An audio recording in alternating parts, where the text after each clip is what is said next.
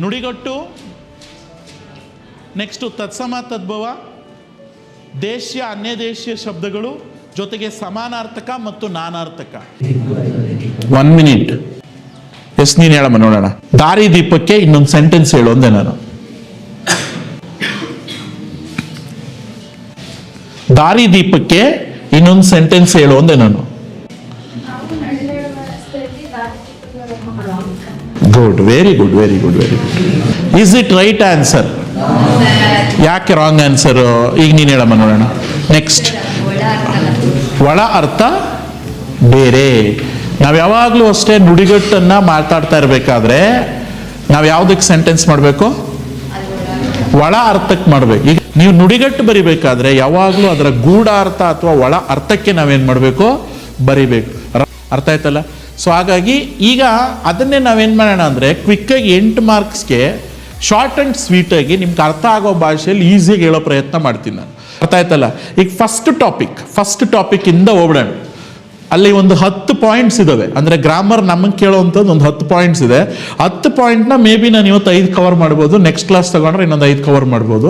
ಅದು ನೀವು ಕರೆಕ್ಟಾಗಿ ಕೇಳಿಸ್ಕೊಂಡಿದ್ದೆ ಆದರೆ 8ಕ್ಕೆ 8 ಮಾರ್ಕ್ಸಲ್ಲಿ ಯಾವುದೇ ಕಾರಣಕ್ಕೂ ನಿಮಗೆ ಮೋಸ ಆಗಲ್ಲ. ಒಂದು ಪ್ರಶ್ನೆ ಬರ್ತದೆ ನಿಮಗೆ, ಸಮಾನ ಅರ್ಥ ಅಥವಾ ನಾನಾ ಅರ್ಥ ಅಂತ 2 ಟಾಪಿಕ್ ಇದೆ. ನಾನು ಎರಡಕ್ಕೂ ಕಂಪೇರ್ ಮಾಡಿ ಹೇಳ್ತಾ ಹೋಗ್ತಾ ಇರ್ತೀನಿ. ನೀವು ನೋಟ್ ಡೌನ್ ಮಾಡ್ಕೊಳ್ತಾ ಇರಬೇಕು. ನಾಳೆ ನಾನು ಇದಕ್ಕೆ ಎಕ್ಸಾಂಪಲ್ನ ಬರೀರಿ ಅಂತ ಹೇಳಿದಾಗ ಬರೀಬೇಕು. ಇಲ್ಲಿ 2 ಟಾಪಿಕ್ ಇದೆ. ಒಂದು, ನಿಮ್ಗೆ ಎಕ್ಸಾಮಲ್ಲಿ ಸಮಾನಾರ್ಥಕ ಅಥವಾ ನಾನಾರ್ಥಕಕ್ಕೆ ಸಂಬಂಧಪಟ್ಟಂಗೆ ಒಂದು ಪ್ರಶ್ನೆ ಏನು ಮಾಡ್ತಾರೆ, ಕೇಳ್ತಾರೆ. ಎಷ್ಟು ಮಾರ್ಕ್ಸ್ಗೆ? 2 ಮಾರ್ಕ್ಸ್ಗೆ. ಈಗ ಎರಡನ್ನೂ ನಾನು ಕಂಪೇರ್ ಮಾಡಿ ಹೇಳೋಕೆ ಪ್ರಯತ್ನ ಪಡ್ತೀನಿ. ಏನು ಸರ್ ಡೆಫಿನೇಷನ್? ಸಮಾನ ಅರ್ಥ ಅಂತಂದ್ರೆ ಒಂದೇ ಅರ್ಥ ನೀಡುವಂತಹ ಪದ. ಅರ್ಥ ಆಯ್ತಲ್ಲ ಹೇಳ್ತಾ ಇರ್ತಕ್ಕಂಥದ್ದು? ಒಂದು ಪದಕ್ಕೆ ಸೇಮ್ ಮೀನಿಂಗ್. ನೀವಿಲ್ಲಿ ಅಬ್ಸರ್ವ್ ಮಾಡಿ ನಾನು ಕೊಟ್ಟಿರ್ತಕ್ಕಂಥದ್ದು ಒಂದೇ ಅರ್ಥ ನೀಡುವ ಬೇರೆ ಬೇರೆ ಪದಗಳು. ಅಂದ್ರೆ ಏನು? ಸೇಮ್ ಮೀನಿಂಗ್ ಬರುವಂತ ಬೇರೆ ಬೇರೆ ಪದಗಳು. ಫಾರ್ ಎಕ್ಸಾಂಪಲ್, ಇಲ್ಲೊಂದು ಭೂಮಿ ಅಂತ ಹಾಕಿದ್ದೀನಿ ನಾನು. ಇದಕ್ಕೆ ಏನಂತ ಕರಿತೀವಿ? ಇನ್ನೊಂದು ಅರ್ಥ. ಭೂಮಿ ಅನ್ನೋ ಪದಕ್ಕೆ ಇನ್ನೊಂದು ಸಮಾನಾರ್ಥಕ ಹೇಳಿ ಅಂದ್ರೆ ನೀವು ನೋಡ್ಕೊಂಡು ಹೇಳ್ಬೋದು. ಅರ್ಥ ಆಯ್ತಲ್ಲ ಹೇಳ್ತಾ ಇರ್ತಕ್ಕಂಥದ್ದು? ಭೂಮಿ ಅಂದ್ರೆ ಅವನಿ ಅಂತ ಕರೆದ್ರು ಭೂಮಿನೇ, ಧರೆ ಅಂದ್ರು ಭೂಮಿನೇ, ಪೃಥ್ವಿ ಅಂದ್ರು ಭೂಮಿನೇ, ಇಳೆ ಅಂದ್ರು ಭೂಮಿನೇ, ವಸುದೆ ಅಂದ್ರು ಕೂಡ ಭೂಮಿನೇ. ಅಲ್ಲಿಗೆ ಇಲ್ಲಿ ನಾನೇನು ಹೇಳ್ತಾ ಇದ್ದೀನಿ, ಒಂದೇ ಪದಕ್ಕೆ ಸೇಮ್ ಮೀನಿಂಗ್ ಬರ್ತಾ ಇರ್ತಕ್ಕಂತಹ ಪದಗಳು. ಸೊ ಭೂಮಿ ಅಂತಂದ್ರೆ ಏನಪ್ಪಾ ಅಂತಂದ್ರೆ ಇಲ್ಲಿ ಅವನಿ ಅಂತ ಅರ್ಥ, ಧರೆ ಅಂತ ಅರ್ಥ, ಸೇಮ್ ಮೀನಿಂಗ್ ಇದೆ. ಜ್ಞಾಪಕ ಇಟ್ಕೊಳ್ಳಿ, ಸೇಮ್ ಮೀನಿಂಗ್. ಅದಕ್ಕೆ ಇನ್ನೊಂದು ಎಕ್ಸಾಂಪಲ್ ಕೊಟ್ಟಿದ್ದೀನಿ. ಇಲ್ಲಿ ಚಂದ್ರ ಅಂದ್ರೆ ಏನೋ ಏನಂತ ಕರೀತಾರೆ? ಚಂದ್ರನಿಗೆ ಇನ್ನೊಂದು ಹೆಸರು ಶಶಿ. ಇಂದು ತಿಂಗಳ ಅಂದ್ರೂ ಚಂದ್ರನೇ. ಆದ್ರೆ ಇಲ್ಲಿ ಬನ್ನಿ, ಈ ಕಡೆ ರೈಟ್ ಸೈಡಲ್ಲಿ ನೋಡಕ್ ಹೋದ್ರೆ ಇಲ್ಲಿ ಇನ್ನೊಂದು ಪದ ಇದೆ, ನಾನಾರ್ಥಕ ಪದಗಳು ಅಂತ. ನಾನಾರ್ಥ ಅಂದ್ರೆ ಏನಪ್ಪ? ಇಲ್ಲೇನು ಅಂದ್ರೆ ಒಂದೇ ಪದವು ಬೇರೆ ಬೇರೆ ಅರ್ಥ ಕೊಡ್ತಾ ಇರ್ತಕ್ಕಂಥದ್ದು ಅಂತ. ಅಂದ್ರೆ ಯಾವ ಸಂದರ್ಭದಲ್ಲಿ? ಬೇರೆ ಬೇರೆ ಸಂದರ್ಭಗಳಲ್ಲಿ. ಒಂದೇ ಪದವು ಬೇರೆ ಬೇರೆ ಬೇಕಾದಲ್ಲಿ ಬರ್ಕೋಬಹುದು ಸಂದರ್ಭಗಳಲ್ಲಿ. ಅರ್ಥ ಆಯ್ತಲ್ಲ? ಬೇರೆ ಬೇರೆ ಸಂದರ್ಭಗಳಲ್ಲಿ ಬೇರೆ ಬೇರೆ ಅರ್ಥ ಕೊಡುತ್ತದ್ದು. ಅಂದ್ರೆ ಏನು? ಡಿಫರೆಂಟ್ ಸಿಚುವೇಶನ್ ಅಲ್ಲಿ ಡಿಫರೆಂಟ್ ಮೀನಿಂಗ್ಸ್ ಬರೋದನ್ನ ನಾವೇನಂತ ಕರೆಯೋದು? ನಾನಾ ಅರ್ಥಕ ಪದಗಳು ಅಂತೇಳಿ ಕರೀತೇವೆ. ಡಿಫರೆಂಟ್ ಮೀನಿಂಗ್ ಬರಬೇಕು, ಡಿಫರೆಂಟ್ ಸಿಚುವೇಶನ್. ಅದಕ್ಕೆ ಎಕ್ಸಾಂಪಲ್ ಏನು? ಇಲ್ಲಿ ನೀವು ಅಬ್ಸರ್ವ್ ಮಾಡಿ. ಇಲ್ಲಿ ಕಾಡು ಅಂತಿದೆ. ಕಾಡುಗೆ ಒಂದು ಮೀನಿಂಗ್ ಏನಪ್ಪಾ ಅಂದ್ರೆ ಅರಣ್ಯ. ಇನ್ನೊಂದು ಕಾಡುಗೆ ಅರ್ಥ ಏನು? ಪೀಡಿಸೋದು ಅಂತ.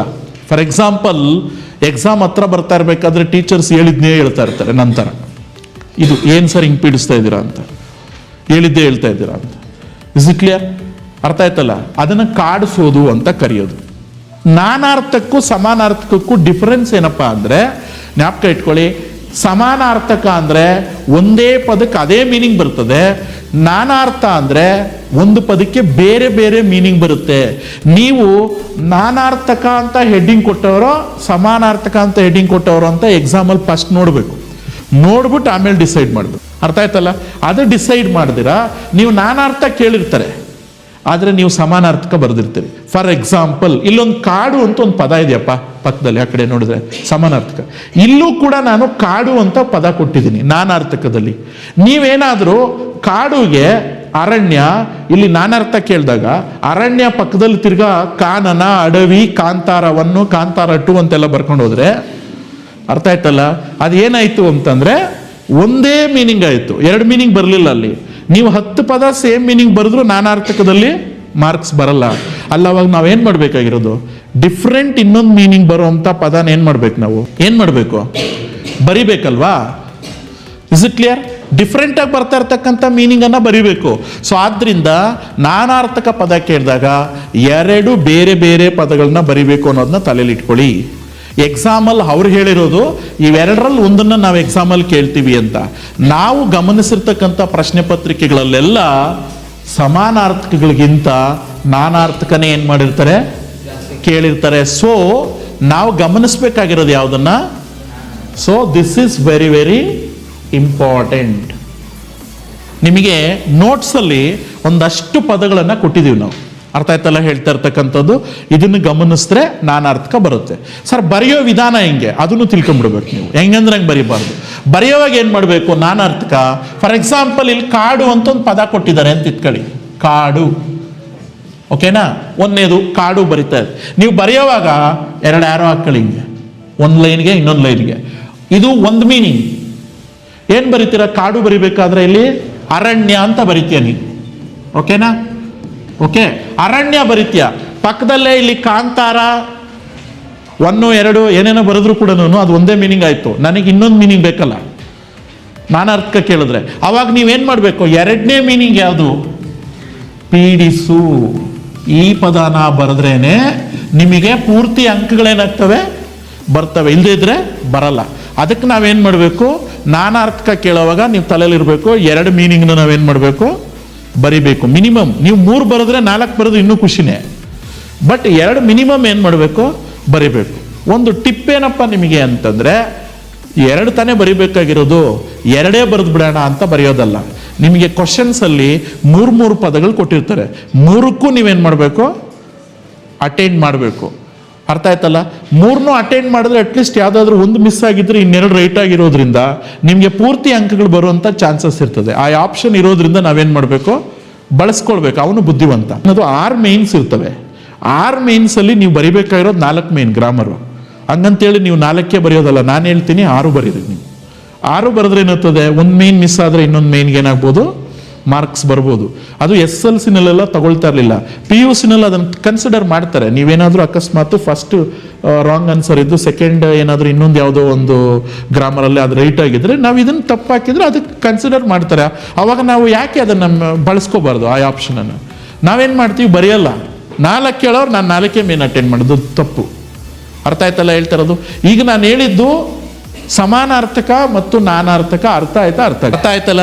ಸೊ ಈಗ ಇನ್ನೊಂದು ಎಕ್ಸಾಂಪಲ್ ಹೇಳಿ. ಇಲ್ಲಿ ಬಲ ಅಂತ ಇದೆ, ಬಲ. ಓಕೆನಾ, ಬಲ ಪದಕ್ಕೆ ಅರ್ಥ ನೋಡಿ.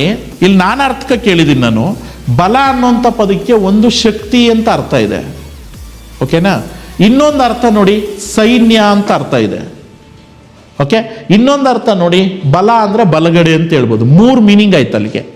ನೀವು ನಾನು ಎಕ್ಸ್ಪೆಕ್ಟ್ ಮಾಡೋದು ಎಕ್ಸಾಮಲ್ಲಿ ಮಿನಿಮಮ್ 2.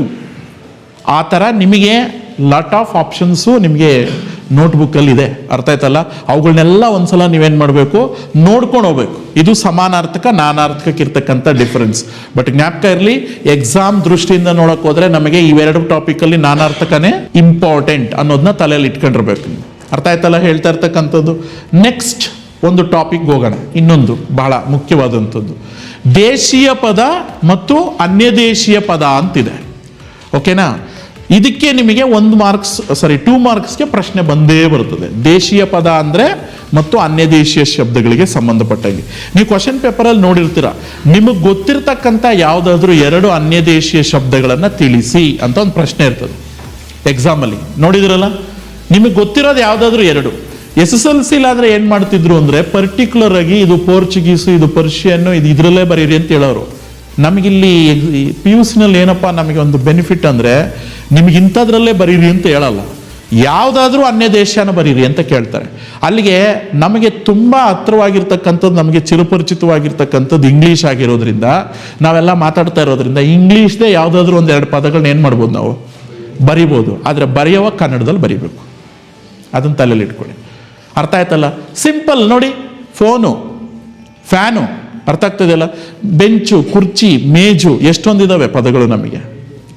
ಅರ್ಥ ಆಗ್ತದೆ? ನಿಮಗೆ ನಿಮ್ಮ ಕಣ್ಮುಂದೆನೇ ಕಾಣಿಸ್ತವೆ. ನೀವು ಎರಡನ್ನು ಏನು ಮಾಡಿಬಿಡ್ಬೇಕು, ತಪ್ಪಿಲ್ದಿರ ಬರೆಯೋದನ್ನ ಕಲ್ತ್ಕೊಂಡ್ಬಿಡ್ಬೇಕು. ಇಲ್ಲಿ ನಾನು ಅನ್ಯ ದೇಶ ಅಂತ ಕೊಟ್ಟಾಗ ಸುಮಾರಿದ್ದಾವೆ. ಪೋರ್ಚುಗೀಸ್ ಇದೆ, ಪರ್ಷಿಯನ್ ಇದೆ, ಇಂಗ್ಲೀಷ್ ಭಾಷೆ ಇದೆ. ಯಾವುದಾದ್ರೂ ಚಾಯ್ಸ್ ತಗೊಳ್ಳಿ ನೀವು. ಅನ್ಯ ದೇಶ ಅಂದರೆ ಏನು ಅಂದರೆ ಬೇರೆ ದೇಶದ ಭಾಷೆಯಿಂದ ಕನ್ನಡ ಭಾಷೆಗೆ ಬಂದಿರತಕ್ಕಂಥ ಪದಗಳನ್ನು ಅನ್ಯ ದೇಶೀಯ ಶಬ್ದಗಳು ಅಂತ ಕರೀತಾರೆ. ಇನ್ನೊಂದು ದೇಶೀಯ ಶಬ್ದಗಳು ಅಂದರೆ ಸ್ವಂತ ಕನ್ನಡದ ಪದಗಳನ್ನು ದೇಶೀಯ ಪದಗಳು ಅಂತ ಕರೀತಾರೆ. ಅಂದರೆ ಎಕ್ಸಾಕ್ಟ್ ಕನ್ನಡ ಭಾಷೆಯಲ್ಲಿರ್ತಕ್ಕಂಥ ಪದಗಳೇ, ಅವುಗಳನ್ನ ದೇಶೀಯ ಶಬ್ದಗಳು. ಅನ್ಯ ದೇಶೀಯ ಅಂದರೆ ಬೇರೆ ದೇಶದ ಭಾಷೆಗಳು, ಅಂದರೆ ಪೋರ್ಚುಗೀಸು, ಇಂಗ್ಲೀಷು, ಇನ್ನೊಂದು ಲ್ಯಾಟಿನ್ನು, ಯಾವುದಾದ್ರೂ ಆಗಿರ್ಬೋದು. ಅರ್ಥ ಆಯ್ತಲ್ಲ? ನಿಮಗೆ ಗ್ರಾಮರ್ ಬುಕ್ಕಲ್ಲಿ ಕೊಟ್ಟಿದ್ದೀವಲ್ಲ ಎಷ್ಟೊಂದು. ಸೊ ಅದರಲ್ಲಿರೋದನ್ನ ಬೆಸ್ಟ್ ಟೂನ ನೀವೇನು ಮಾಡಬೇಕು, ತಲೆಯಲ್ಲಿ ಇಟ್ಕೋಬೇಕು. ಅದರಲ್ಲಿ ಯಾವುದೋ ಪರ್ಟಿಕ್ಯುಲರಾಗಿ ಪೋರ್ಚುಗೀಸ್ದೇ ಬರೀರಿ ಅಂದರೆ ಕಷ್ಟ ನಮಗೆ, ಲ್ಯಾಟಿನ್ದೇ ಬರೀರಿ ಅಂದರೆ ಕಷ್ಟ ನಮಗೆ. ಹಂಗೆ ಕೇಳಲ್ವಲ್ಲ ಇವರು. ಇವ್ರು ಹೆಂಗೆ ಕೇಳ್ತಾರೆ, ನಿಮ್ಗೆ ಗೊತ್ತಿರೋಂಥ ಎನಿ 2 ವರ್ಡ್ಸ್, ಅನ್ಯ ದೇಶೀಯ ಶಬ್ದಗಳು ಯಾವುದಾದ್ರೂ ಎರಡನ್ನು ಕೊಡ್ರಿ ಅಂತ ಕೇಳೋದು. ಆವಾಗ ನಾವು ಫೈನಲ್ ಎಕ್ಸಾಮಲ್ಲೂ ಕೂಡ ಇಂಥದ್ದೇ ಬರೀಬೇಕು ಅಂತ ಮೊದಲೇ ಪ್ರಿಪೇರ್ ಮಾಡಿ ಇಟ್ಕೊಂಡ್ಬಿಡ್ಬೋದಲ್ಲ. ನೀವೇನೇ ಕೇಳಿ ಸರ್, ನಾನು ಬರೆಯೋದೇ ಫೋನು, ಫ್ಯಾನ್, ಬೆಂಚು, ಕುರ್ಚಿ. ಅರ್ಥ ಆಯ್ತಲ್ಲ ಹೇಳ್ತಾ ಇರ್ತಕ್ಕಂಥದ್ದು? ನೀವೇನು ಕೇಳಿದ್ರು ನಾನು ಇದೇ ಬರೋದು. ಯಾಕೆ? ಫೋನ್ ಅನ್ನುವಂಥದ್ದು ಇಂಗ್ಲೀಷ್ ವರ್ಡ್, ಫ್ಯಾನ್ ಅನ್ನುವಂಥದ್ದು ಇಂಗ್ಲೀಷ್ ವರ್ಡ್. ನಾನು ಅದನ್ನು ಕನ್ನಡದಲ್ಲಿ ಬರಿಬೇಕಾದ್ರೆ ಫೋನು ಅಂತ ಮಾಡ್ತೀನಿ, ಬಸ್ಸು. ಅರ್ಥ ಆಯ್ತಲ್ಲ ಹೇಳ್ತಿರೋದು? ಇಂಗ್ಲೀಷ್ ವರ್ಡ್ಸ್ ನಮಗೆ ಈಸಿಯಾಗಿ ಜ್ಞಾಪಕ ಇಟ್ಕೋಬೋದು. ಸೊ ಅವ್ರು 2 ಕೇಳಿದ್ದಾರೆ, ನೀವು 4 ಬರೀರಿ. ಅವಾಗ 2 ಮಿಸ್ಟೇಕ್ ಆದರೂ ಏನಾಗುತ್ತೆ, ಇನ್ನೆರಡು ಏನಾಗುತ್ತೆ, 100% ವರ್ಕೌಟ್ ಆಗುತ್ತೆ ನಿಮಗೆ. ನೀವು ಯಾವಾಗ ಆ ಪದಗಳನ್ನ ಫಸ್ಟೇ, ಈಗ ಫೈನಲ್ ಎಕ್ಸಾಮಲ್ಲೂ ಆ ಪ್ರಶ್ನೆ ಕೇಳಿದ್ರೆ ನಾನು ಇದೇ ಬರೆಯೋದು ಅಂತ ನೀನು ಇವಾಗೆ ಬರೆದಿಟ್ಕೊಂಡ್ಬಿಡ್ಬೋದಲ್ಲ, ಪ್ರಾಕ್ಟೀಸ್ ಮಾಡ್ಬಿಡ್ಬೋದಲ್ಲ. ನೀವು ಯಾವಾಗಾದರೂ ಅನ್ಯ ದೇಶೀಯ ಶಬ್ದಗಳು ಅಂತ ಕೇಳಿ, ಸರ್ ನಾನು ಬರೆಯೋದಿವೆ, ಏನು ಇಲ್ಲಿ ಯಾವುದೋ ಒಂದು ಅಲ್ಮಾರಿ, ಸಾಬೂನು, ಯಾವುದೋ ಒಂದು ಕಾಗದ, ಸರ್ಕಾರ, ರೋಡು, ಫ್ಯಾನು, ಫೋನು, ನಿಮ್ಗೆ ಇಷ್ಟ ಬಂದಿದ್ದು ಯಾವುದಾದ್ರೂ ಒಂದು ಎನಿ ಒಂದು 4 ವರ್ಡ್ನ ನೀವೆಲ್ಲೆಲ್ಲರೂ ಒಂದು ಕಡೆ ನೋಟ್ ಡೌನ್ ಮಾಡಿ ಇಟ್ಕೊಂಬಿಡಿ. ಬರೆದು ಪ್ರಾಕ್ಟೀಸ್ ಮಾಡಿ ವಿತೌಟ್ ಸ್ಪೆಲ್ಲಿಂಗ್ ಮಿಸ್ಟೇಕ್. ನೀವು ಯಾವಾಗ ಅನ್ಯ ದೇಶ ಕೇಳಿದ್ರೆ ನಾನು ಇದೇ ಪದಗಳೇ ಬರೆಯೋದು. ಈವನ್ ಫೈನಲ್ ಎಕ್ಸಾಮಿಗೆ ಇದೇ ಬರೆಯೋದು. 2ಕ್ಕೆ 2 ಮಾರ್ಕ್ಸ್ ಏನಾಯ್ತು ಅಲ್ಲಿಗೆ, ನಿಮ್ಮ ತಲೆ ಒಳಗಡೆ ಬಂದಂಗೆ ಆಯಿತು.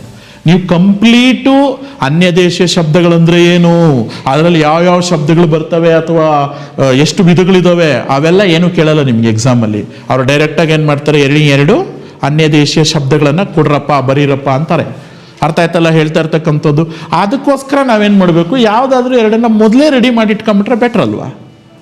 Is it clear?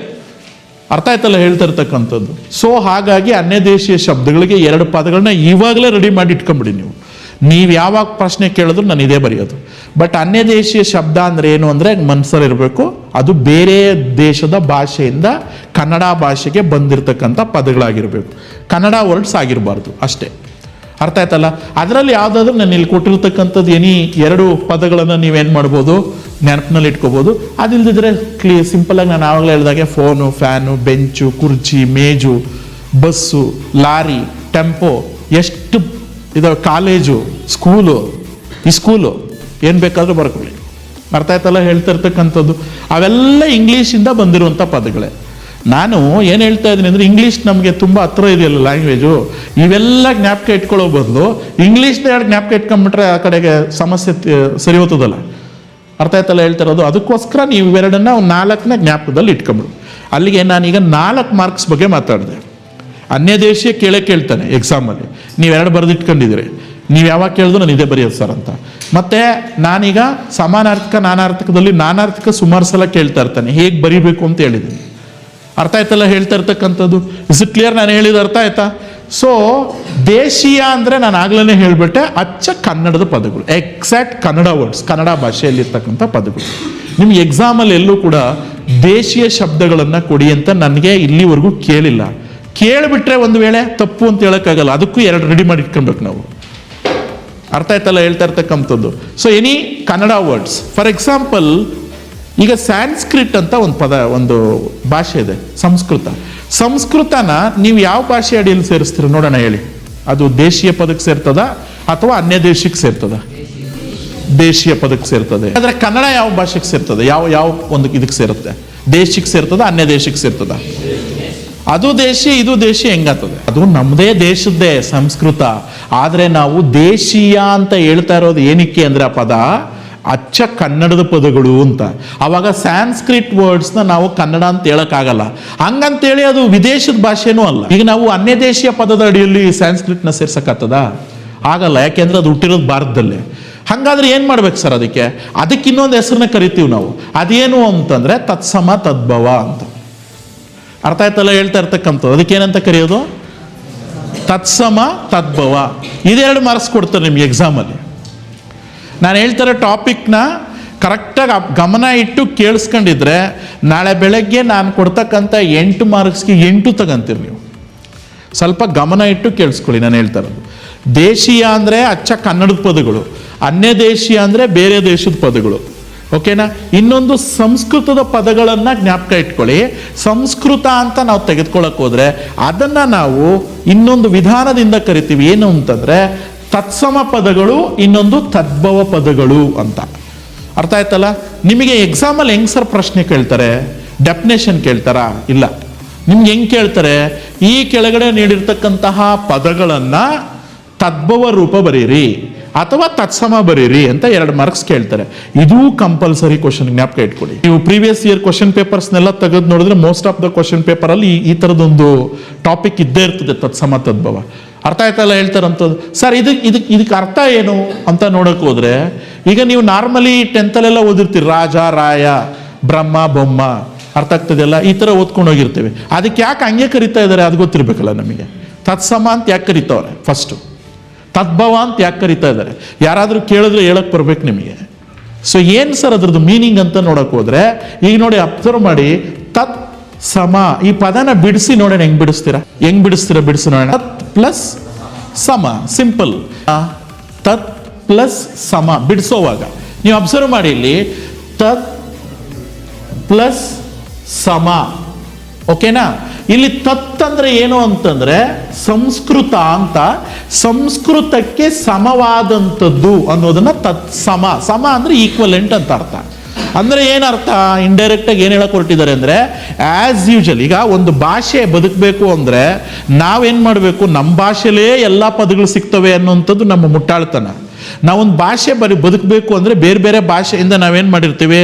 ಕೆಲವೊಂದು ಪದಗಳನ್ನ ತಗೊಂಡಿರ್ತೀವಿ. ಹಂಗೆ ಬೇರೆ ದೇಶದ ಭಾಷೆಗಳು ತಗೊಂಡ್ರೆ ಅದು ಅನ್ಯ ದೇಶೀಯ ಶಬ್ದಗಳು, ಸ್ಯಾನ್ಸ್ಕ್ರಿಟ್ ಇಂದ ತಗೊಂಡ್ರೆ ಅದು ತತ್ಸಮ ತದ್ಭವ ಪದಗಳು ಅಂತ. ಬಟ್ ಒಟ್ನಲ್ಲಿ ತಗೊಂಡಿರ್ತೀವಿ ಎಲ್ಲ ಪದಗಳು. ಅರ್ಥ ಆಯ್ತಲ್ಲ ಹೇಳ್ತಾರಂಥದ್ದು? ಈಗ ಫಾರ್ ಎಕ್ಸಾಂಪಲ್ ಕನ್ನಡದಲ್ಲಿ ದಿಕ್ಕುಗಳು ಹೇಳಪ್ಪ ನೋಡೋಣ. ಪಶ್ಚಿಮ, ಉತ್ತರ, ದಕ್ಷಿಣ. Very bad answer. ಅರ್ಥ ಆಯ್ತಲ್ಲ? ಮೂಡಣ, ಪಡುವಣ, ಬಡಗಣ, ತೆಂಕಣ ಅದು ಕನ್ನಡ ಪದಗಳು. ಪೂರ್ವ, ಪಶ್ಚಿಮ, ಉತ್ತರ, ದಕ್ಷಿಣ ಸ್ಯಾನ್ಸ್ಕ್ರಿಟ್ ವರ್ಡ್ಸ್. ನೋಡಿ ಎಷ್ಟರ ಮಟ್ಟಿಗೆ ನಾವು ಕನ್ನಡದಲ್ಲಿ ಇದಾವೆ ಅಂತ ಅನ್ಕೊಂಬಿಟ್ಟಿದೀವಿ ಅದನ್ನ. ಅರ್ಥ ಆಯ್ತಲ್ಲ? ಸೊ ಅಂದ್ರೆ ಅದರ ಅರ್ಥ ಏನಪ್ಪಾ ಅಂದ್ರೆ, ಸ್ಯಾನ್ಸ್ಕ್ರಿಟ್ ಅಥವಾ ಸಂಸ್ಕೃತದ ಕೆಲವೊಂದು ಪದಗಳನ್ನು ನಾವು ಕನ್ನಡಕ್ಕೆ ತಗೊಂಡಿದ್ದೀವಿ. ಆ ಪದಕ್ಕೆ ಹೆಸರು ಏನಪ್ಪಾ ಅಂದ್ರೆ ತತ್ಸಮ. ಅದನ್ನೇ ನಾನು ಹೇಳ್ತಾ ಇರೋದು, ಸಂಸ್ಕೃತದ ಆಸ್ ಯೂಶುವಲ್ ವರ್ಡ್ಸ್ನ ಕನ್ನಡ ಭಾಷೆಯಲ್ಲಿ ಏನು ಮಾಡೋದು? ಹಂಗೆ ಬಳಸೋದು. ಅವ್ಯಾವುದು ಅಂದ್ರೆ ವರ್ಷ ಅನ್ನೋ ಪದ ಸಂಸ್ಕೃತದ ಪದ. ಆದರೆ ನಾವೇನ್ ಮಾಡಿದೀವಿ? ಕನ್ನಡದಲ್ಲೂ ಅದೇ ವರ್ಷ ಅಂತ ನಾವು ಬಳಸ್ತಾ ಇದ್ರೆ ಅದನ್ನ ನಾವು ತತ್ಸಮ ಅಂತ ಕರಿತೀವಿ. ಆದರೆ ನಾವು ಕನ್ನಡ ಭಾಷೆಯಲ್ಲಿ ಸ್ವಲ್ಪ ಚೇಂಜ್ ಮಾಡ್ಕೊಂಡು ಬಳಸಿದ್ರೆ ಅದನ್ನ ತದ್ಭವ ಅಂತ ಕರಿತೀವಿ. ಜ್ಞಾಪಕ ಇಟ್ಕೊಳ್ಳಿ. ನಿಮಗೆ ಎಕ್ಸಾಮಲ್ಲಿ ಇದೇ ಕೇಳೋದು, ಆ ಚೇಂಜ್ ಆಗಿರೋಂಥ ಪದನ ಬರೀರಪ್ಪ ಅಂತ. ಅದಕ್ಕೆ ಹೆಸರು ಡೀಟೇಲ್ ಆಗಿ ಹೇಳಲ್ಲ ಅವರು. ಅವ್ರೇನು ಹೇಳ್ತಾರೆ? ತತ್ಸಮ ತದ್ಭವಗಳು ಬರೀರಿ ಅಂತಾರವ್ರು. ಅರ್ಥ ಆಯ್ತಲ್ಲ ಹೇಳ್ತಾ ಇರ್ತಕ್ಕಂಥದ್ದು? ಅದಕ್ಕೆ ನೀವು ಹೆಂಗ್ ಬರಿಬೇಕು? ಈಕ್ವಲ್ ಹಾಕ್ಬೇಕು. ಜ್ಞಾಪಕ ಇಟ್ಕೊಳ್ಳಿ. ವರ್ಷ ಬರೆದ್ಬಿಟ್ಟು ಈಕ್ವಲ್ ಹಾಕ್ಬಿಟ್ಟು ವರುಷ ಅನ್ಬೇಕು. ಸರ್ ಇಲ್ಲಿ ತದ್ಭವ ಅಂದ್ರೆ ಇದನ್ನು ಬಿಡಿಸಿ ಫಸ್ಟು. ತತ್ ಪ್ಲಸ್ ಭವ. Very good. ಭವ ಅಂದ್ರೆ ಏನು? ಹುಟ್ಟು ಅಂತ ಅರ್ಥ. ಅಕ್ಕಮಹಾದೇವಿಯರ ವಚನಗಳು ಫಸ್ಟ್ PUC ನಲ್ಲಿ ಬಂದಿತ್ತು. ಭವ ಅಂದ್ರೆ ಹುಟ್ಟು. ಹೋಗ್ಬಿಟ್ಟು ವಾಪಸ್ ಬನ್ನಿ, ಆದ್ರೆ ಅಲ್ಲೇ ಇರಬೇಡಿ ಅಷ್ಟೇ. ಅರ್ಥ ಆಯ್ತಲ್ಲ ಹೇಳ್ತಿರೋದು? ಭವ ಅಂದ್ರೆ ಏನು? ಹುಟ್ಟು ಅಂತ ಅರ್ಥ. ಅಂದ್ರೆ ಏನಪ್ಪಾ ಅಂದ್ರೆ ಸಂಸ್ಕೃತದ ಪದದಿಂದ ಹುಟ್ಟಿರೋದು ಅಂತ. ಅಂದ್ರೆ ಏನು? ನಿಮ್ಮ ಭಾಷೆಯಲ್ಲಿ ಹೇಳ್ಬೇಕು ಅಂದ್ರೆ ಆಡು ಭಾಷೆಯಲ್ಲಿ ಇಲ್ಲಿರುವಂಥ ಪದನ ಸ್ವಲ್ಪ ಚೇಂಜ್ ಮಾಡ್ಕೊಂಡಿರೋದು. ನಮಗೆ ಸಂಸ್ಕೃತದ ಭಾಷೆಯಿಂದ ಹುಟ್ಟಿರೋದು ಅಂತ ಅದಕ್ಕೆ ಅರ್ಥ. ತದ್ಭವ ಅಂದರೆ, ತತ್ಸಮ ಅಂದರೆ ಆ್ಯಸ್ ಯೂಶುವಲ್ ಸಂಸ್ಕೃತದ ಪದಗಳನ್ನೇ ನಾವೇನು ಮಾಡ್ತಾ ಇರೋದು ಕನ್ನಡದಲ್ಲಿ ಹಂಗೆ ಬಳಕೆ ಮಾಡ್ತಾ ಇರೋದು. ಓಕೆನಾ? ಇದು ಅದರದ್ದು ಮೀನಿಂಗ್. ಬಟ್ ನಿಮ್ಗೆ ಎಕ್ಸಾಮಲ್ಲಿ ಇಷ್ಟೆಲ್ಲ ಮೀನಿಂಗ್ ಬರೀಬೇಕಾ ಸರ್ ಅಂತಂದರೆ ಇಲ್ಲ. ಬಟ್ ನಮ್ಮ ತಲೆಯಲ್ಲಿ ಇರಬೇಕು ಹಂಗಂದ್ರೆ ಏನು. ಯಾರಾದರೂ ಕೇಳಿದ್ರೆ ಏನು ಮೋನಿಕಾ ಹೇಳು ಇದರ ಅರ್ಥ ಅಂದರೆ ನಂಗೆ ಗೊತ್ತಿಲ್ಲ ಅನ್ಬಾರ್ದು. ಅರ್ಥ ಆಯ್ತಲ್ಲ? ನೀನು ಎಕ್ಸ್ಪ್ಲೇನ್ ಮಾಡಿದರೆ ಓ ಯಾರು ಹೇಳ್ಕೊಟ್ರು ಅಂದಾಗ ಮೇಷ್ಟ್ರ ಹೆಸರು ಹೇಳಿದ್ರೆ ಅಟ್ಲೀಸ್ಟ್ ಮೇಷ್ಟ್ರಿಗೂ ಮರೆಯೋದು ನಿನ್ಗೂ ಮರೆಯೋದು. ಅದಕ್ಕೋಸ್ಕರ ನಾವೇನು ಮಾಡಬೇಕು, ಅದರ ಅರ್ಥ ನಿಮಗೆ ಗೊತ್ತಿರಲಿ ಅನ್ನೋ ಕಾರಣಕ್ಕೆ ನಾನು ಎಕ್ಸ್ಪ್ಲೇನ್ ಮಾಡಿದ್ದು.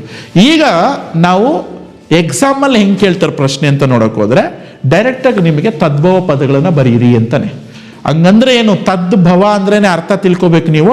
ಸಂಸ್ಕೃತದ ಪದಗಳನ್ನು ನಾವು ಸ್ವಲ್ಪ ಕನ್ನಡಕ್ಕೆ ಸ್ವಲ್ಪ ಚೇಂಜ್ ಮಾಡಿ ಏನು ಮಾಡ್ತಾ ಇರೋದು, ಬರಿತಾ ಇರೋದು ಅಂತ ಪದಗಳು. ಈಗ ನೋಡಿ ನಿಮ್ಮ ಬಾಯಿಂದ ಹೇಳಿಸ್ತೀನಿ. ರಾಜ, ರಾಯ, ವೆರಿ ಗುಡ್. ಬ್ರಹ್ಮ, ಬೊಮ್ಮ, ಅರ್ಥ ಆಗ್ತದೆಲ್ಲ ಹೇಳ್ತಾ ಇರ್ತಕ್ಕಂಥದ್ದು, ವೆರಿ ಗುಡ್. ನೆಕ್ಸ್ಟ್ ಅಲ್ಲೇ ನೋಡಿ ಕಾವ್ಯ, ಕಬ್ಬ, ಅರ್ಥ ಕಾರ್ಯ, ಕಜ್ಜ. ಈಗ ನೋಡಿ ನಾನು ಆ ಪದಗಳು ಬರೋದಿಲ್ಲ, ಆದರೂ ನಿಮ್ಗೆ ಬರ್ತಿದೆ. ಬಿಕಾಸ್ ಆಫ್ ಯಾಕೆ ಅಂತಂದ್ರೆ ನೀವು ಮೊದಲೆಲ್ಲ ಓದಿದಿರಿ ಅದನ್ನ. ಬಟ್ ನಿಮಗೆ ಓದಿಲ್ದೇ ಇರೋದು ಯಾವುದೂ ಇಲ್ಲ. ಓದಿರೋದನ್ನ ಒಂದ್ಸಲ ನೆನಪು ಮಾಡ್ಕೊಳ್ಳಿ ಅಂತ ನೆನಪು ಮಾಡಿಸ್ತಾ ಇದ್ದೀನಿ ನಾನು. ಕ್ಲಿಯರ್ ಆಯ್ತಲ್ಲ ನಾನು ಹೇಳ್ತಾ ಇರೋದು? ಇದು ತತ್ಸಮ ಮತ್ತು ತದ್ಭವಗಳ ಒಂದು ಕಾನ್ಸೆಪ್ಟ್. ನೀವು ಎಕ್ಸಾಮಲ್ಲಿ ಬರೆಯುವಾಗ ಹೆಂಗೆ ಬರಿಬೇಕು? ಅವರು ತತ್ಸಮ ಕೊಟ್ಟರೆ ತದ್ಭವ ಬರಿಬೇಕು, ತದ್ಭವ ಕೊಟ್ಟರೆ ತತ್ಸಮ ಬರಿಬೇಕು. ಆ ಥರ ನೋಡಿ, ಯುಗ, ಜುಗ, ಕಾವ್ಯ, ಕಬ್ಬ, ಆಕಾಶ, ಆಗಸ, ಸಂತೋಷ, ಸಂತಸ. ಅರ್ಥ ಆಯ್ತಲ್ಲ ನಾನು ಹೇಳ್ತಾ ಇರೋಂಥದ್ದು? ಇದು ಲಾಸ್ಟ್ ಇವತ್ತಿನ ಒಂದು ಕ್ಲಾಸ್ಗೆ ಲಾಸ್ಟು ನಾನು ಫಸ್ಟ್ ಪ್ರಶ್ನೆ ಕೇಳಿದ್ನಲ್ಲ, ಅದಕ್ಕೆ ಉತ್ತರ. ನುಡಿಗಟ್ಟು ಅಂದರೆ ಏನಪ್ಪ ಅಂತಂದರೆ ವಿಶೇಷವಾದಂಥ ಅರ್ಥ ಕೊಡ್ತಕ್ಕಂಥದ್ದು. ಇವತ್ತು 5 ಟಾಪಿಕ್ ಬಗ್ಗೆ ನಿಮ್ಮ ಹತ್ರ ಹೇಳ್ತಾ ಇದ್ದೀನಿ. ಇದಾದ್ಮೇಲೆ ಕ್ಲಾಸ್ ಬಿಡ್ತೀನಿ. ನಾಳೆ ಈ 5 ಟಾಪಿಕ್ಗೆ ನೀವು ಎಕ್ಸಾಂಪಲ್ನ ಬರ್ಕೊಂಬರ್ಬೇಕು. ಮಿನಿಮಮ್ 5 ನಾನು ಚೆಕ್ ಮಾಡ್ತೀನಿ. ಅರ್ಥ ಆಯ್ತಲ್ಲ ಹೇಳ್ತಾ ಇರ್ತಕ್ಕಂಥದ್ದು? ಮೋನಿಕಾ ನಿಮ್ಮ ಕ್ಲಾಸ್ದೆಲ್ಲ ಕಲೆಕ್ಟ್ ಮಾಡಿ ನಾನು ಟೇಬಲ್ ಮೇಲೆ ಇಟ್ಟಿರ್ಬೇಕು. ಇಲ್ಲಿ ಎಷ್ಟು ಜನ ಬಂದಿದ್ದಾರೋ ಅಷ್ಟು ಜನದ್ದು. ಅರ್ಥ ಆಯ್ತಲ್ಲ ಹೇಳ್ತಾ ಇರ್ತಕ್ಕಂಥದ್ದು? Is it clear? ನೀನು ಲಕ್ಷ್ಮಿ ನಿಮ್ಮ ಕ್ಲಾಸ್ದು ನೀನು ಕಲೆಕ್ಟ್ ಮಾಡಿ ಇಟ್ಟಿರ್ಬೇಕು. ಅರ್ಥ ಆಯ್ತಲ್ಲ ಹೇಳ್ತಾರಂಥದ್ದು? ಈಗ ನಾನು ಹೇಳಿರೋ 5 ಟಾಪಿಕ್ಗೂ ನನಗೆ ನೀವು ಮಿನಿಮಮ್ 5 ಉದಾಹರಣೆಗಳು ಬರ್ಕೊಂಬರ್ಬೇಕು. ನಾನು ಕೊಡದೇ ಇರೋ ಉದಾಹರಣೆಗಳು ಬರ್ಕೊಂಬರ್ಬೇಕು. ಅದು ಎಲ್ಲಿ ಸಿಗ್ತವೆ? ನಿಮ್ಮ ನೋಟ್ಸಲ್ಲಿ ಹುಡುಕಿ. ಆ ಹುಡ್ಕೋವಾಗ ಚೆಕ್ ಮಾಡಿ ಎಲ್ಲನೂ ನೀಟಾಗಿ. ಓ ಮೇಷ್ಟ್ರು ಹೇಳಿದಾರಲ್ಲ ಇದೆಲ್ಲ ಕರೆಕ್ಟಾ, ಟ್ಯಾಲಿ ಮಾಡಿ. ಅರ್ಥ ಆಯ್ತಲ್ಲ ಹೇಳ್ತಾ ಇರ್ತಕ್ಕಂಥದ್ದು? Is it clear? ಈಗ ನೋಡಿ, ಕೈ ಕೊಡು ಅಂತ ಪದ ಇದೆ ಒಂದು. ಇದ್ರ ಮೇಲರ್ಥ ಏನಪ್ಪ? ಕೈ ಕೊಡೋದು. ಅರ್ಥ ಆಯ್ತಲ್ಲ? ನಾನು ಬೀಳುವ ಸಂದರ್ಭದಲ್ಲಿ ನನ್ನ ಸ್ನೇಹಿತನು ಕೈ ಕೊಟ್ಟು ನನ್ನನ್ನು ಮೇಲಕ್ಕೆ ಎಬ್ಬಿಸಿದನು. Is it right answer? ರೈಟಾ ರಾಂಗ? ನಾನು ಹೇಳಿದೀಗ ನುಡಿಗಟ್ಟುಗೆ ರಾಂಗ್. ಅರ್ಥ ಆಯ್ತಲ್ಲ? Is it clear? ಆಗ ಇವನು ಹೇಳ್ತಾ ಇದ್ದಾನೆ ಗೌತಮ್, ಏನಂತ? ಸರ್ ನಾನು ಕರೆಕ್ಟ್ ಆನ್ಸರ್ ಹೇಳ್ತೀನಿ ಅಂದ. ಏನು ಹೇಳು ಅಂದಾಗ, ನಾನು ರಸ್ತೆಯಲ್ಲಿ ಹೋಗುವ ಸಂದರ್ಭದಲ್ಲಿ ನನ್ನ ಹುಡುಗಿ ನನ್ನನ್ನು ನೋಡಿ ಬೇರೆಯವನ ಬೈಕ್ನಲ್ಲಿ ಹೋಗುತ್ತಾ ನನಗೆ ಕೈ ಕೊಟ್ಟಳು. Is it right answer or wrong answer? Right answer. ಯಾಕೆ? ಒಳ ಅರ್ಥಕ್ಕೆ ಏನು ಮಾಡ್ತಾವನು ಅವನು? ಅರ್ಥ ಹೇಳ್ತಾ ಇದ್ದಾನೆ. ದಾರಿ ದೀಪ, ಆಗಲೇ ನಿಮ್ಮ ಫ್ರೆಂಡ್ ಹೇಳಿದ್ರಲ್ಲ ದಾರಿ ದೀಪ, ರಸ್ತೆಯಲ್ಲಿ ದಾರಿ ದೀಪಗಳು ಕಾಣಿಸ್ತಾ ಇದ್ವು, ಬೆಳಗ್ತಾ ಇದ್ವು. Is it right answer? Wrong. ನನ್ನ ಗುರುಗಳು ನನಗೆ ದಾರಿ ದೀಪಗಳಿದ್ದಂತೆ, ಅದು ಕರೆಕ್ಟಾ ರಾಂಗ? ಅದು ಕರೆಕ್ಟು. ಅರ್ಥ ಆಯ್ತಲ್ಲ ಹೇಳ್ತಾ ಇರ್ತಕ್ಕಂಥದ್ದು? ನನ್ನ ತಂದೆ ತಾಯಿಗಳು ನನಗೆ ದಾರಿ ದೀಪ ಇದ್ದಂತೆ, ನನ್ನ ಸ್ನೇಹಿತ ನನಗೆ ದಾರಿ ದೀಪ ಇದ್ದಂತೆ. ಅಂದರೆ ಅವನು ನನಗೆ ರೋಲ್ ಮಾಡೆಲ್ ಅನ್ನೋ ಅರ್ಥದಲ್ಲಿ ಹೇಳ್ತಾ ಇರೋದು. ಇಲ್ಲಿ ಕೈ ಕೊಡು ಪದಕ್ಕೆ ನೀವು ಇನ್ನೊಂದು ಪದನ ಹೇಳ್ಬೋದು. ನಾನಿಲ್ಲ ಅರ್ಥ ಬರೆದಿದ್ದೀನಿ. ನಿಮ್ಗೆ ಎಕ್ಸಾಮಲ್ಲಿ ಹೆಂಗೆ ಪ್ರಶ್ನೆ ಕೇಳ್ತಾರೆ? ಸೆಂಟೆನ್ಸ್ ಮಾಡಿ ಅಂತ ಕೇಳ್ತಾರೆ. 2 ಮಾರ್ಕ್ಸ್ಗೆ ಜ್ಞಾಪಕ ಇಟ್ಕೊಳ್ಳಿ. ಇದು ಮಸ್ಟ್ ಅಂಡ್ ಶುಡ್ ಕ್ವಶನ್ 2 ಮಾರ್ಕ್ಸ್ಗೆ. ಅದಕ್ಕೆ ನಿಮ್ಗೆ ಅರ್ಥ ಗೊತ್ತಿದ್ರೆ ನೀವೇನು ಮಾಡ್ತೀರಿ? ಸೆಂಟೆನ್ಸ್ ಮಾಡ್ತೀರಿ. ಇಲ್ಲದೇ ಇದ್ರೆ ನೋಡಿ ಆ ಥರ ಯಾವುದೋ ಬೇರೆ ಮೇಲಿನ ಅರ್ಥಕ್ಕೆ ಉತ್ತರ ಹೇಳ್ತೀರಿ. ಅಲ್ಲೇ ಮಾರ್ಕ್ಸ್ ಹೋಗೋದು. ಕ್ಲಿಯರ್ ಆಯ್ತಲ್ಲ ನಾನು ಹೇಳ್ತಾ ಇರ್ತಕ್ಕಂಥದ್ದು? ನೋಡಿ, ಈಗ ಮೋಸ ಮಾಡುವಂತ ಅರ್ಥ ಕೈ ಕೊಡು ಅಂದ್ರೆ. ಈಗ ಸೆಂಟೆನ್ಸ್ ಮಾಡಮ್ಮ ನೋಡೋಣ ಹೆಂಗ್ ಮಾಡ್ತೀರ ನೀನು. ನನ್ನ ಸ್ನೇಹಿತ ನನ್ನ ಬಳಿ ಹಣವನ್ನು ಈಸ್ಕೊಂಡು ನನಗೆ ಕೈ ಕೊಟ್ಟನು. ಅದು ಮೋಸ ಮಾಡ್ದಂಗೆ ಆಯ್ತು. ಅರ್ಥ ಆಯ್ತಲ್ಲ? Is it clear? ಹಾಗೆ ಇನ್ನೊಂದು ತಲೆಬಾಗು ಅಂತಿದೆ. ತಲೆಬಾಗು. ನಾನು ರಸ್ತೆಯಲ್ಲಿ ಹೋಗುವಾಗ ಮೊಬೈಲನ್ನು ನೋಡಿಕೊಂಡು ತಲೆಬಾಗುತ್ತಾ ಹೋಗುತ್ತಿದ್ದೆನು. Is it right answer? Correct ಆನ್ಸರಾ? Yes or no? ಬೇಗ ಹೇಳ್ಬೇಕು ನನಗೆ. ಅರ್ಥ ಆಯ್ತಲ್ಲ? Is it clear? ನಾನು ನನ್ನ ತಂದೆ ತಾಯಿಯ ಮಾತುಗಳಿಗೆ ತಲೆಯನ್ನು ಬಾಗಿದೆನು. Is it right answer? Wrong. Is right answer. ಅರ್ಥ ಆಯ್ತಾ ನಿಮಗೆ? ಒಳ ಅರ್ಥಕ್ಕೆ ನಾವೇನು ಮಾಡಬೇಕು? ಸೆಂಟೆನ್ಸ್ ಮಾಡಬೇಕು, ಮೇಲಿನ ಅರ್ಥಕ್ಕಲ್ಲ. ಮೇಡಮ್ ನಿಮ್ಗೆ ಅರ್ಥ ಆಯ್ತಾ? ಇದನ್ನು ನಾವೇನಂತ ಕರಿತಾ ಇರೋದು? ನುಡಿಗಟ್ಟುಗಳು. ನಾನಿವತ್ತು 4 ಟಾಪಿಕ್ ಬಗ್ಗೆ ಮಾತಾಡಿದ್ದೀನಿ. ನುಡಿಗಟ್ಟು, ನೆಕ್ಸ್ಟು ತತ್ಸಮ ತದ್ಭವ, ದೇಶೀಯ ಅನ್ಯದೇಶೀಯ ಶಬ್ದಗಳು, ಜೊತೆಗೆ ಸಮಾನಾರ್ಥಕ ಮತ್ತು ನಾನಾರ್ಥಕ. ಇಷ್ಟಕ್ಕೂ ನೀವೇನು ಮಾಡಬೇಕು? 5 ಉದಾಹರಣೆ ಬರ್ಕೊಂಬರ್ಬೇಕು. ನಾಳೆ ನಾನು ಉಳಿದಂಥ ಕ್ಲಾಸಲ್ಲಿ ನಾನು ಚೆಕ್ ಮಾಡ್ತೀನಿ ಅದನ್ನು. ಅರ್ಥ ಆಯ್ತಲ್ಲ ಹೇಳ್ತಾ ಇರ್ತಕ್ಕಂಥದ್ದು? Is it clear? ಆದರೆ ನುಡಿಗಟ್ಟುಗಳಿಗೆ ಮಾತ್ರ ಸೆಂಟೆನ್ಸ್ ಮಾಡಬೇಕು. ನೀವು ಯಾವುದಾದ್ರೂ ಇದು ನುಡಿಗಟ್ಟುಗಳನ್ನ ಬರ್ಕೊಳ್ಳಿ, ಅದಕ್ಕೆ ಸೆಂಟೆನ್ಸ್ ಒಂದು 5 ಸೆಂಟೆನ್ಸ್ ಮಾಡ್ಕೊಂಡು ತೊಗೊಂಬರ್ಬೇಕು. ಅರ್ಥ ಆಯ್ತಲ್ಲ? ಎಸ್. ನಾಳೆ ಉಳಿದಿದ್ದು ಇನ್ನೊಂದು 5 ಟಾಪಿಕ್ನ ನಾಳೆ ಮುಂದುವರಿಸೋಣ.